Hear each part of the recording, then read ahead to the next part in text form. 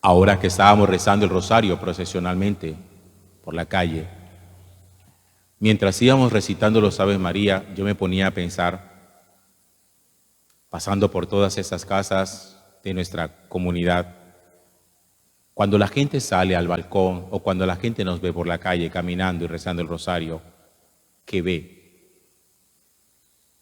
¿Qué piensan ellos en su cabeza que estamos haciendo nosotros? Ciertamente hay muchos que ven gente rezando en una procesión en honor a la Santísima Virgen María.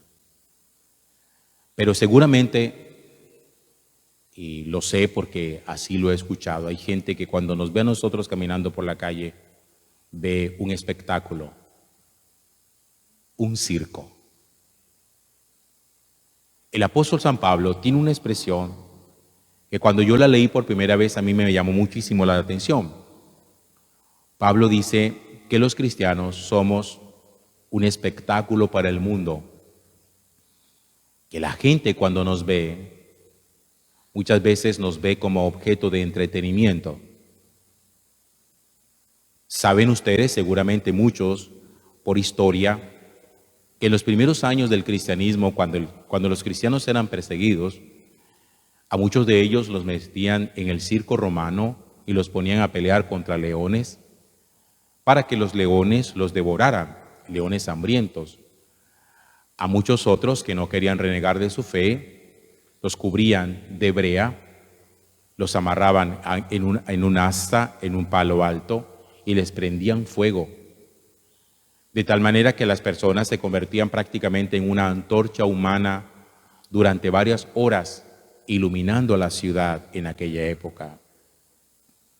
Eso es un espectáculo. Eso es un circo.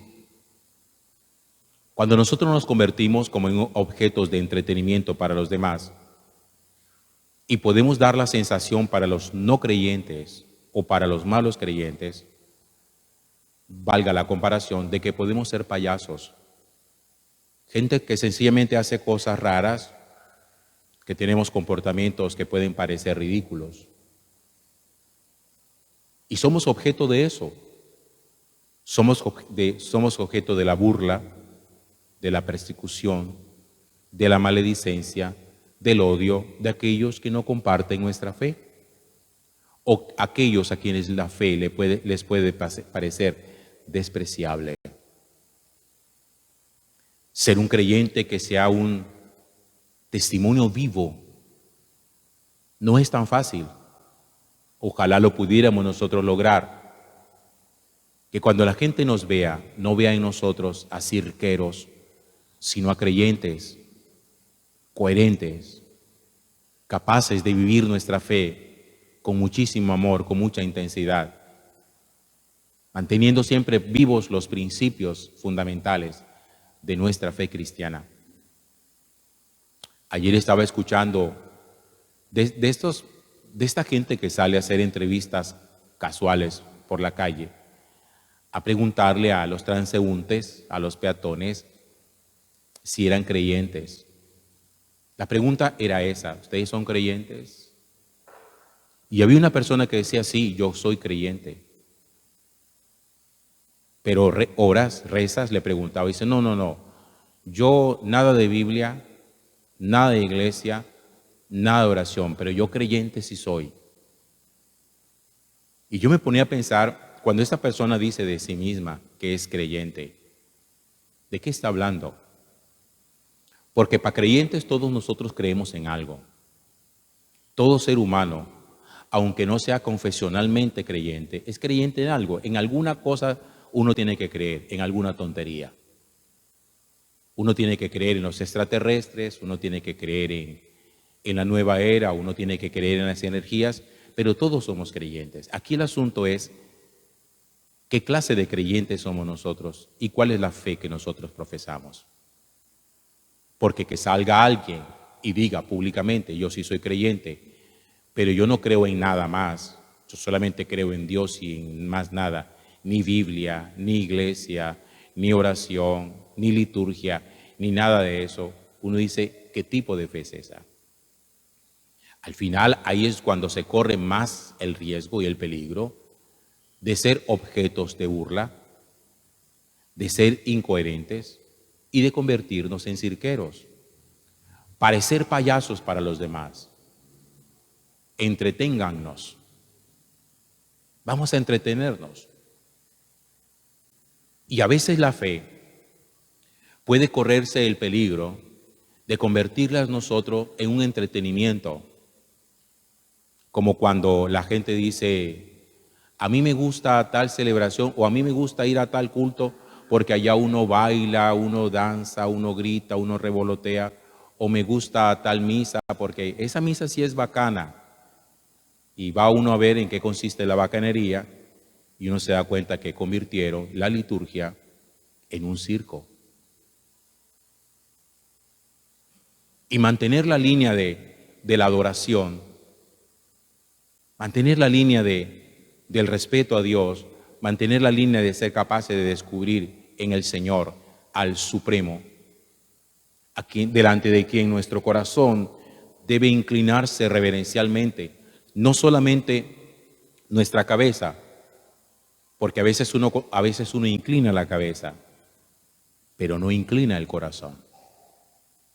Y es más difícil inclinar la cabeza que inclinar el corazón. Porque si a uno le preguntan, como a esta persona en la entrevista, ¿usted es creyente? Uno con la cabeza inclinada dice, sí. Pero oración, no, ahí no inclina uno el corazón. Biblia no, iglesia no, eso significa que mi corazón no está inclinado delante de Dios. Y Jesús hace una advertencia muy seria, que yo quisiera que en esos momentos, sobre todo de persecución y de odio, que seguramente lo han experimentado algunos de ustedes, nosotros recordemos siempre sus palabras. Si el mundo los odia a ustedes, sepan que me han odiado a mí primero. Pero uno siempre tiene que tener claro cuál es la razón de ser que ha generado por nosotros el odio. Porque no es odiar por odiar. Es si somos lo suficientemente transparentes, honestos en nuestra fe, que ese simple hecho de nuestra honestidad genere aversión en las personas. Ustedes saben que hay una palabra que nosotros usamos mucho, que sirve para bien o para mal dependiendo del uso que nosotros le demos, es la palabra fanático. Ayer mientras conducía iba escuchando algo de noticias y entonces estaban promocionando, rifando una boletería para un cantante, para una cantante. Y entonces decían los locutores, si nos muestran que son fanáticos de fulano, que son fanáticos, esos ganan las boletas. Uno en la vida puede ser fanático de lo que sea. Usted puede ser fanático de un cantante, de un futbolista, de un artista, de un danzante, de un actor. Pero usted no se le ocurra nunca decir que es fanático de Dios, porque eso sí es despreciable.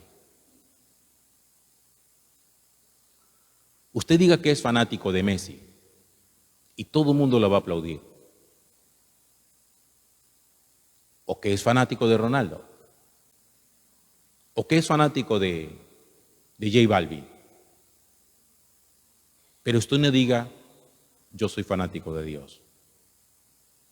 Porque mientras un fanatismo es exaltado, el otro es perseguido, despreciado. Usted no diga que ama a Dios con todo el corazón, porque ese fanatismo es imperdonable. Esos fanatismos no se aceptan. Y ahí somos objeto de la burla y somos objeto del odio. Y siempre una reflexión que yo me hago es hasta dónde nosotros estamos capacitados para saber resistir con fuerza, con valentía, circunstancias de esas. Porque nosotros fácilmente nos quebrantamos, nos quebramos. Y entonces cuando uno siente la fuerza de la persecución y de la burla, Uno dice, no, yo no voy a seguir en esto. Es que se burla mucho de mí. El matoneo que los pelados sufren en el colegio y en la universidad por manifestar que son creyentes es muy bravo. Por eso hay pelados nuestros que prefieren vivir su fe a escondidas. Por eso cuando dicen que alguien se ponga de pie y que haga una oración, normalmente no surge una persona que se ponga de pie a hacer una oración. Les da mucho miedo o les da mucha vergüenza.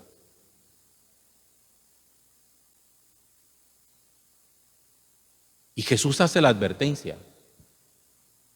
Miren, y cada vez que nosotros hagamos las cosas que hacemos, salir en una procesión, colgarnos una medalla de la Virgen María, tener un crucifijo en casa, esas cosas siempre van a decir, esto es puro fanatismo.